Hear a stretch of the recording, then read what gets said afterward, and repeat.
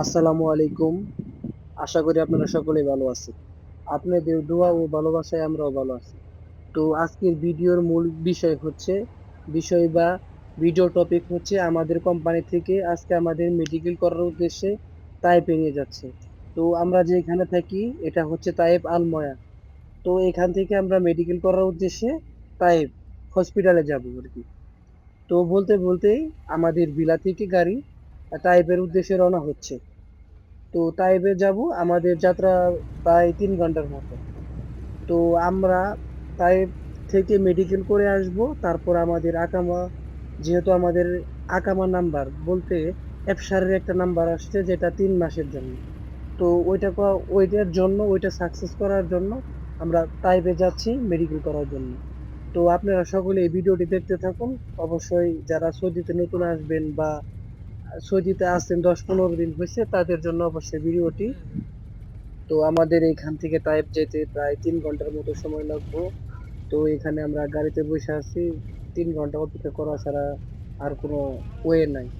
তো আসলে আমরা বলতে বলতে প্রায় মোটামুটি ভালোই শহরে চলে আসছি, মানে মোটামুটি ভালোই শহরের আর কি।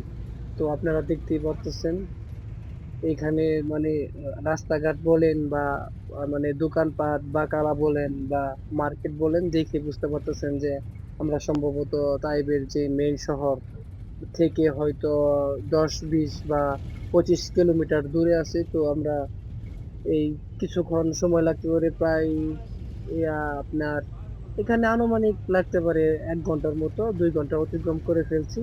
তো আসলে মেডিকেল করার উদ্দেশ্যে বাসা থেকে আমরা আমাদের পাসপোর্ট প্লাস আমাদের যে আকামা নাম্বারটা আছে সেই নাম্বারটা নিয়ে আসছি। এটা দিয়ে মূলত আমাদের যখন আমরা মেডিকেল করব ওই সময় আমাদের আকামা নাম্বার বলতে আমি এফসারের নাম্বারটা বোঝাইতেছি, যেটা 3 মাসের আর কি। তো ওইটা থাকলে আপনার আপনার যে মেডিকেলের যে একটা রিপোর্ট, আপনার পাসপোর্ট নাম্বার প্লাস যে এফসার 3 মাসের যে এফসারের যে একটা নাম্বার আছে, এইটা দ্বারা আপনার বোঝা যাবে। তো সবারই এফসারের যে নাম্বারটা থাকে, মানে আকামা নাম্বার 3 মাসের ওই নাম্বারটা প্লাস পাসপোর্টের, তো ওইটা সবার সাথেই থাকে, ওই নাম্বারটা আর কি লাগে। তো আসলে তাইপ শহরটা ভালোই, অনেক সুন্দর লাগতেছে।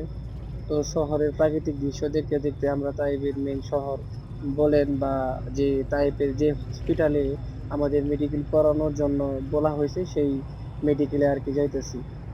তো সৌদিতে যারা নতুন আসবেন আমি মনে করি দালাল বলতে আপনার এজেন্সি দালাল মানে আমরা 2-3 বার বেচা হই, তারপরে আমরা আর কি বিদেশ আসি। তো সবাই সবার প্রত্যেক জনের দালালের সাথে ভালোভাবে কন্টাক্ট করবেন, বুঝবেন, তারপরে আসবেন। তো এখানে আমরা আসার পরে আমাদের মূলত একটা ভেজাল হয়েছিল। এর জন্য প্রায় আমাদের এফসার মানে 3 মাসের আকামা নাম্বারটা আসতে আপনার 1 মাস, 1 মাস 2-3 দিনের মতো লাগছে। তো আমাদের সাথে অনেকজন আসছিল, আমাদের এক বন্ধু আসছিল, আমি আর আমার ভাই আইছি, প্লাস আরেক বন্ধু, আমরা তিনজন এক এক এলাকা থেকে আসছি। তো ওর কাগজ হয়ে গেছে, ওরা আরেকটা সাইডে নিয়ে নিয়ে কাজ দিছে। তো আমাদের একটু দেরি হইলো। তো আপনারা যদি দালালের সাথে ভালোভাবে কন্ট্যাক্ট রাখতে পারেন, তো ভালো কিছু একটা, মানে দালাল যদি চা আপনাকে ব্যবস্থা করে দিতে পারেন। তো সবাই বুঝে শুনে টাকা দিবেন, এবং কি সিউরিটি, মানে নিজেদের লোক থাকলে সব থেকে বেটার হয়। যদি আপনাদের নিজেদের লোক না থাকে, এখন বিদেশে আসবেন, পাসপোর্ট করছেন, সবকিছু করছেন, বিদেশে আসতেই হবে, তো তাহলে তো আর করার কিছু নাই। কেউ কাউকে বিশ্বাস করে তো টাকা দিতেই হবে। তো সব থেকে বেটার হয় নিজেদের লোক দ্বারা বিদেশে আসলে হয় কি আপনি যে কাজটা বলবো সেই কাজটাই করতে পারবেন। তো আমাদের এখানে সোলার প্যানেলের কাজ আর কি, তো সৌর বিদ্যুতের কাজ করার জন্য বলে নিয়ে আসছে। তো এখানে আমরা যারা কাগজ বলতে অ্যাপসার যে নাম্বারটা সেটা পরে পাইছি, তাদের তো আর কাজ করার মানে 1 মাস 2-3 দিনের মতো হয়ে গেছে আমাদের, মাত্র মানে এতদিনে মেডিকেল নিয়ে যাইতেছে। আমাদের সাথে যে আমার বন্ধু ছিল, ওর কাগজ আপনার 15 দিন বা 16 দিনের মাঝামাঝি হয়ে গেছে। তো ওই সোলারে কাজ করতেছে। তো সবাই দেখে শুনে বুঝে দালালকে টাকা দিবেন, প্লাস নিজেদের লোক হলে সব থেকে বেটার। আমি মনে করি নিজেদের লোক না হলে বিদেশ না আসাই ভালো, কারণ বাংলাদেশ বিদেশ, বাংলাদেশ বলেন বা বা বাংলাদেশের বাইরে, যে বাইরেই হচ্ছে বিদেশ, আপনি যে কোনো দেশ, সৌদি আরব, মালয়েশিয়া, সিঙ্গাপুর, বাংলাদেশের দেশের বাইরে হচ্ছে বিদেশ। তো বিদেশ আসলে এত সোজা না। তো বলতে বলতে আমরা প্রায় মেডিকেল জোনে আইসা পড়ছি। তো আসলে আমরা মেডিকেলে ডাইরেক্ট আইসা পড়ছি, ওইরকম ভাবে ভিডিও করতে পারিনি। এখানে আপনার অনেক নিয়ম ছিল। আমাদের ছবি তুলতে হয়েছে, পাসপোর্ট নাম্বার দিতে হয়েছে, এফসার আকামার নাম্বার দিতে হয়েছে। তারপরে আমরা সবাই লাইন ধরে সিরিয়াল বাই সিরিয়াল মেডিকেল করতেছি। তো এখানে আমাদের রক্ত নেওয়া হয়েছে, প্লাস উচ্চতা, ওয়েট, ওজন সবকিছু মাপা হয়েছে। তো এখানে আমাদের প্রায় 4 ঘন্টা ওয়েট করার পর মেডিকেলের রিপোর্ট দিচ্ছে। ব্যাক হইতে হইতে সন্ধ্যা হয়ে গেছে। তো আমার যে যাওয়ার পথে যে ভিডিও শুট করা ছিল, ওই ভিডিও দিয়েই ভিডিও ডাবিং করে আপনাদের আমি বলতেছি। তো আসলে মেডিকেল আহামরি কিছু করে না। আমি প্রথমে ভয় পাইছিলাম যে বাংলাদেশে যেভাবে মেডিকেল করে সেম এইভাবে। আর বাংলাদেশ আপনি রক্ত নিছে, আপনার তারপর ফিঙ্গার চেক করছে এরকম। তো এখানে আসার পরে মূলত রক্ত দিছি প্রথমত, রক্ত নিছে, তারপর আপনার প্রেসার মাপছে, প্লাস ওয়েট আর ওজন।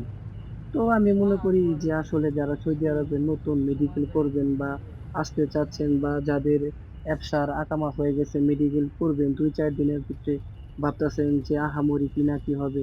তো আমিও প্রথমেই ভাবছিলাম। তো এখানে আসলে আহামরি কোনো সমস্যা না। তো এখানে নর্মাল আমি মনে করি। আপনি আবার কেউ কেউ ভাবতে পারেন যে আমি আসলে ভাষা জানি না, ডাক্তার কেমনে কথা বলবো। তো এখানে আমি মনে করি কথা বলার কোনো দরকার নাই, প্লাস কথা না বললেও কোনো সমস্যা নেই। আপনারা ইশারাতেই বুঝে যাবেন। কারণ মানে ডাক্তার বলেন বা নার্স বলেন, উনারা বুঝে যে আপনি বাঙালি প্লাস নতুন একজনে মেডিকেল করতে গেছেন, আপনাদের এরকম ভাবে কিছু জিজ্ঞাবো না। তো আমি মনে করি যে আসলে নর্মাল ভাবে বাংলাদেশে যেভাবে মেডিকেল করছেন, এখানেও সেম সেইভাবে মেডিকেল করতে পারবেন। কোনো আসলে চিন্তার কিছু নেই।